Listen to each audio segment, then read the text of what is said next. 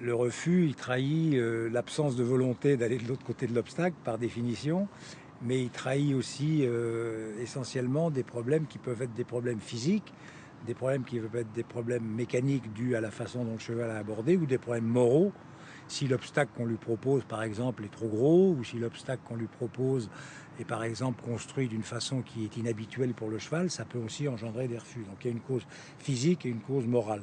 Et il y a une troisième cause aussi, c'est l'erreur du cavalier qui, au lieu d'aborder son cheval, d'aborder dans les meilleures conditions possibles, commet les fautes classiques, c'est-à-dire part la foulée d'avant son cheval, ou au contraire reste accroché aux rênes, ce qui incite le cheval à se freiner et à s'arrêter aussi.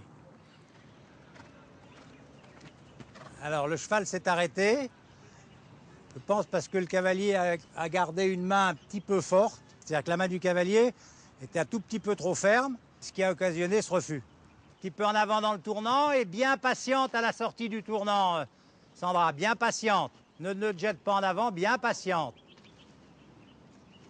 Tu vois, la jument est un petit peu étonnée, directionnelle, elle s'arrête, on ne se fâche pas. Voilà, on revient un petit peu, elle est un petit peu sous tension. Fais un petit pas en arrière comme ça, gentiment, si tu peux. Voilà, et ne résous pas par la vitesse, hein, après. Le refus sur le dernier, la cavalière a monté son tournant normalement, n'a pas attendu le saut, c'est-à-dire s'est précipitée sur une distance en avançant ses épaules, elle a chargé l'avant-main et du coup la jument s'est arrêtée par impossibilité mécanique de sauter. Voilà, un petit peu de mouvement dans le tournant, un petit peu d'énergie.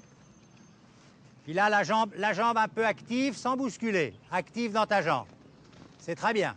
Voilà, et derrière, on laisse pas filer. Le refus, c'est trop d'engagement. C'est-à-dire que le cheval qui s'arrête, il passe au-delà de l'engagement utile, c'est-à-dire de l'engagement qui lui sert à se pousser, pour aller dans l'engagement frein. C'est-à-dire qu'il est surengagé. Donc il faut non pas combattre ce surengagement, mais l'éviter. Et il faut l'éviter de la manière la plus simple, c'est-à-dire en privilégiant les composantes d'un abord juste, c'est-à-dire en privilégiant l'équilibre, le fait de ne pas bousculer le cheval dans l'abord pour lui laisser le temps de comprendre un petit peu comment ça va se passer, et surtout de la part du cavalier, de rester dans une attitude qui va lui permettre de sauter dans les meilleures conditions possibles, c'est-à-dire dans les meilleures conditions, c'est le cavalier qui est un petit peu près de son cheval en équilibre et qui attend que le saut se déroule devant lui.